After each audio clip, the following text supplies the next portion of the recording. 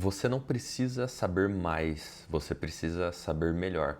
Entender como conectar os pontos, como contextualizar conceitos é muito superior do que saber mais conceitos. Entender na prática como que se aplica a teoria.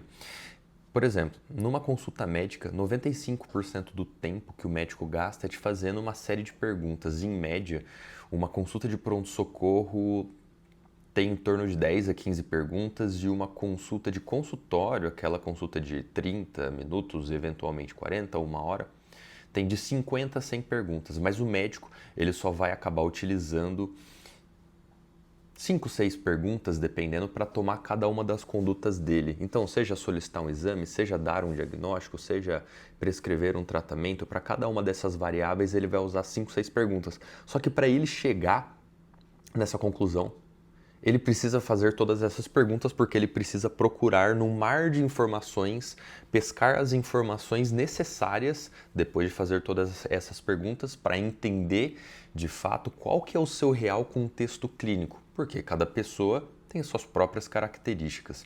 E é justamente essa a dificuldade de ensinar e aprender medicina, porque a teoria ela é muito distante da prática. Uma coisa é você aprender a estudar medicina e entender os conceitos.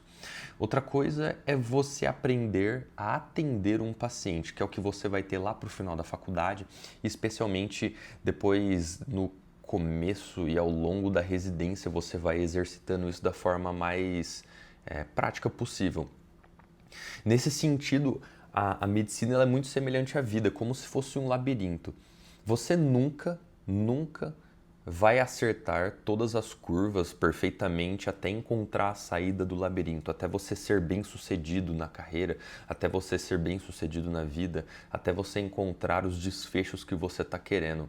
Então, por causa disso, a prática ela vai ser muito superior à teoria, porque na verdade existe um ponto ótimo até o qual o estudo, a teoria, novos conceitos vão te ajudar. A partir desse ponto, a teoria ela começa a te atrapalhar, porque você começa a ter medo de coisas que não existem.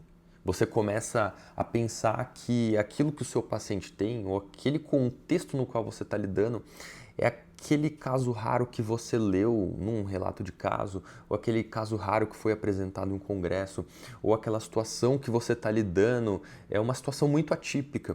Então, o ensino da prática de uma profissão ou de qualquer outro tipo de conhecimento, ele deve sempre ser voltado para as coisas que são mais prováveis de acontecer, pensando em desfechos práticos. Porque na vida real, nosso tempo é limitado. A partir do momento que o nosso tempo é limitado, os nossos recursos, também energia, serão limitados. Então a gente sempre tem que alocar os nossos recursos, tempo e energia para as coisas que são mais prováveis de acontecer, as coisas que têm mais lógica acontecer, do que as coisas que não têm. Só assim para a gente ter sucesso e aumentar a chance da gente acertar a curva nesse labirinto. E para isso a gente precisa também ter uma capacidade que, na minha opinião, é o que define inteligência, que é a capacidade de você simplificar conceitos complexos. É muito melhor você ter um conceito complexo muito bem compreendido, ou seja, é muito melhor você ter um conceito que você aplicou ele na prática e descobriu na prática como que ele se conecta com todos os outros pontos de informações daquela área de conhecimento no universo daquela profissão, atividade que você exerce, do que você ter muitos conceitos complexos decorados na sua cabeça.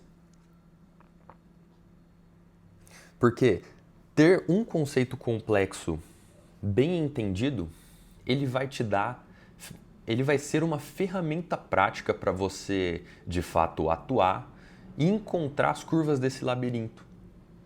Enquanto se você tem muitos conceitos complexos, decorados, mas não entendidos, é como se você soubesse grosseiramente o mapa do labirinto, mas você não sabe onde você está. Então, você não sabe para onde é a próxima curva. A próxima curva você só vai descobrir, a próxima virada de esquina do labirinto, você só vai descobrir a partir do momento que você aplicar os conceitos na prática. E aí então você começa a descobrir como que a teoria vira prática de fato.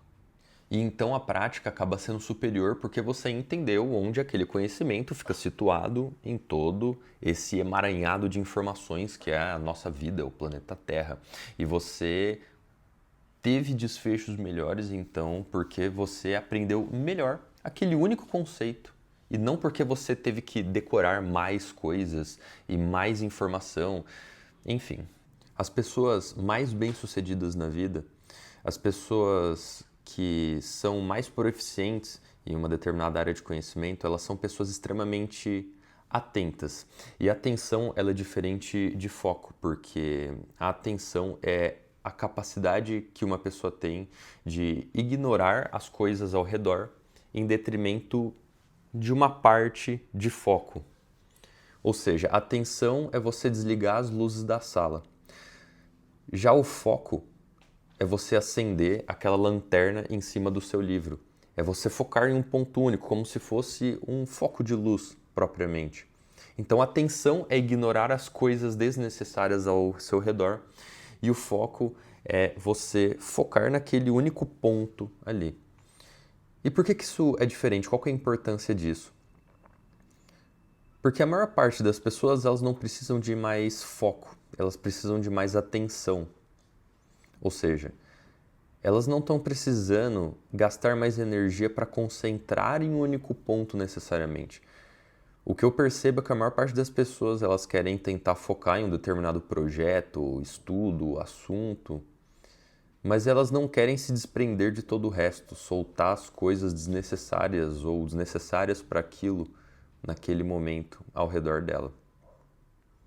Então é muito mais importante para você ter mais, consequentemente, foco e melhores desfechos, você resolver primeiro os seus BOs de vida, então pagar as contas, lavar a louça, arrumar a sua casa, por exemplo, do que você de fato ficar treinando o seu foco em ler melhor, em adquirir mais informações, em absorver mais coisas.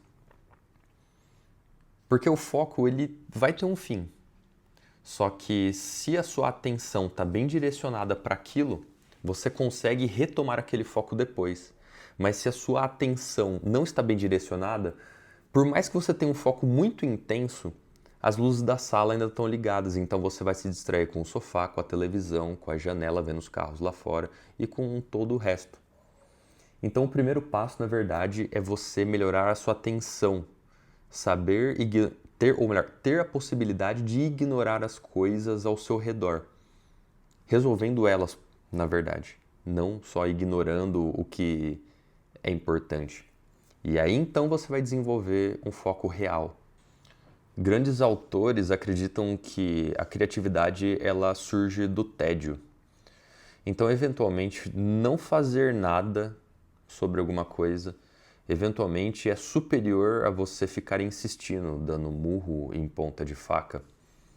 Porque quando você não está fazendo nada, pelo menos sua mente ela está divagando de uma maneira folgada e assim ela tem espaço para conseguir encontrar uma solução para aquilo.